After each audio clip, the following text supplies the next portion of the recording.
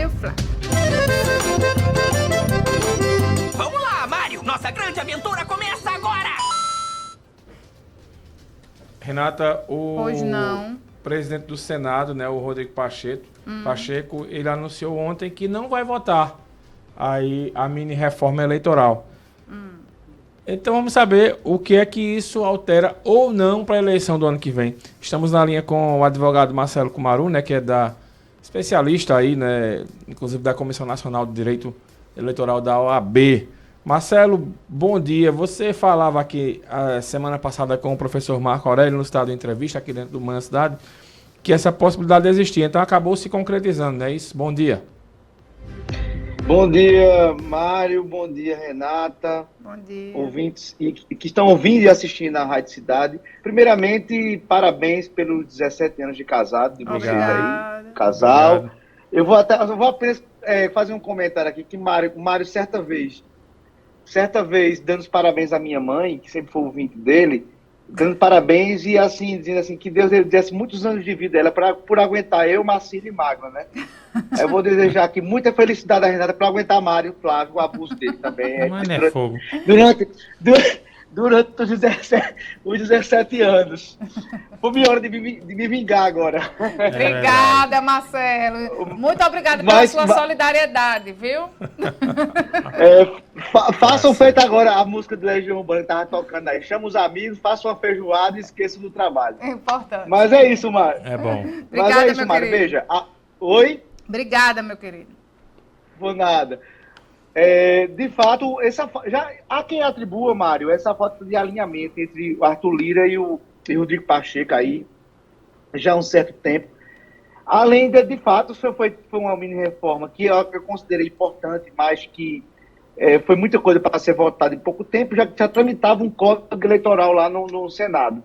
E aí, como você bem disse, na entrevista com o Marco Aurélio, eu tinha previsto essa situação de não conseguir ser aprovada. Então, na verdade, prevalece as regras de 2022, porém, as regras de 2022 foram para deputados, que houve uma mini-reforma em 21. Então, da eleição de 2020, 4 anos atrás, alguma coisa mudou para os vereadores, alguma coisa mudou, e alguns pontos que eu considerava que era importante, como, por exemplo, o calendário de registro ser antecipado um pouco, algumas propagandas que eram proibidas de forma inadequada, não tinha por que existir, essa questão da utilização em comum de recursos públicos, a questão da candidatura coletiva, que a mini-reforma vinha proibindo isso, aí continua podendo, enfim, uma série de coisas que poderiam ser úteis, mas de fato não aconteceram.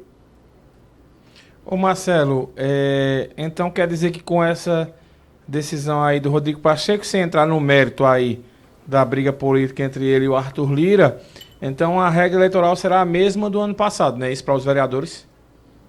Justamente. Então, continua uma angústia grande, Mário, essa questão do cálculo das sobras, né? Porque com a mini-reforma só poderia participar das sobras, quando fizesse aquelas contas que dê a quantidade de vagas para o partido, que sobra para aqueles vereadores que entram na sobra, teria que ter, pela mini-reforma, o partido, para poder entrar nessa conta, teria que estar conseguido pelo menos um quociente eleitoral e 10%, e 10%, o candidato teria que ter 10% desse quociente. A atual regra diz que os partidos que não conseguiram o quociente, mas conseguiram 80% do quociente, podem entrar no cálculo das sobras, desde que o candidato também tenha 20% do quociente eleitoral. Ou seja, se o quociente eleitoral em Caruaru for 10 mil, o candidato teria que ter 2 mil votos para entrar nas sobras. Ô Marcelo, uma dúvida que eu tenho, veja,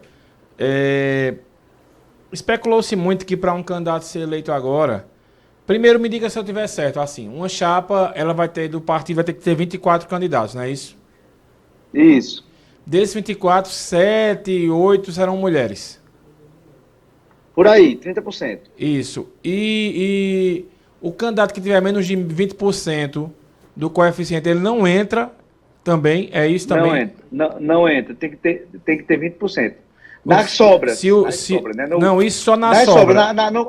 Na sobra. No principal, 10%. Então 10%, no caso, se o coeficiente for 8.000, um vereador para ser eleito, ele teria que ter 800 votos.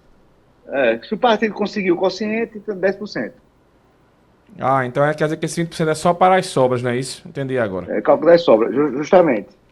Ô Marcelo, ontem o TRE acabou caçando, né, um vereador de Petrolina, porque na investigação que eles fizeram lá, eles têm provas que uma candidata lá pediu voto para esse vereador e para outro vereador, e ela foi candidata e não teve nenhum voto. Na minha opinião, isso configura que ela foi usada como laranja. Como laranja, né? Para cumprir a cota, não é isso? É isso aí. O que tem se polemizado nessa questão todinha, que o pessoal também entrou muito, é que o fato da candidata ter pouco voto não quer dizer que é laranja, não. Pode ter um voto. O que prejudicou esse caso aí foi que ela pediu voto para outros.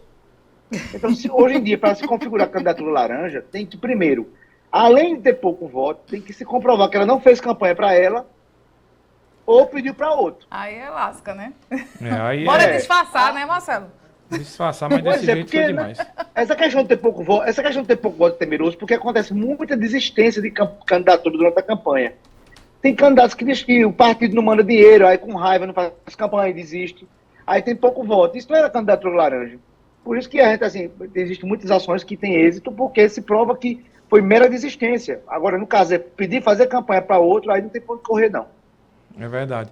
Ô Marcelo, então, para a gente encerrar aqui e liberar você, as regras que valem são as mesmas do ano passado, ou seja, você que está ouvindo a gente que quer ser candidato a vereador ou vereadora, um partido, essa regra se encaixa com a federação também, por exemplo, PT, PCdoB e PV, Cidadania e PSDB, eles têm que ter 24 candidatos também.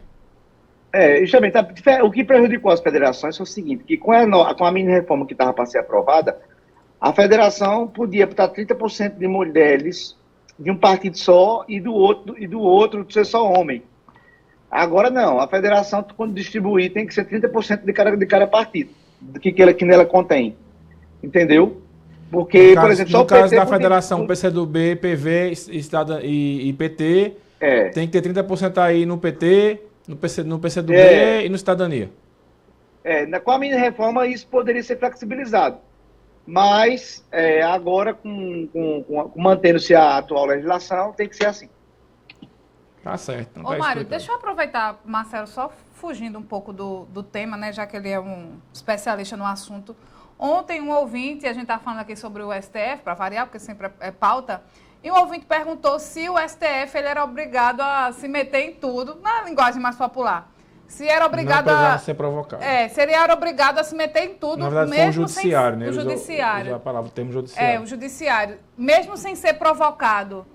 Como é que funciona, Marcelo? Olha, em tese, a regra é que o judiciário deve agir mediante provocação.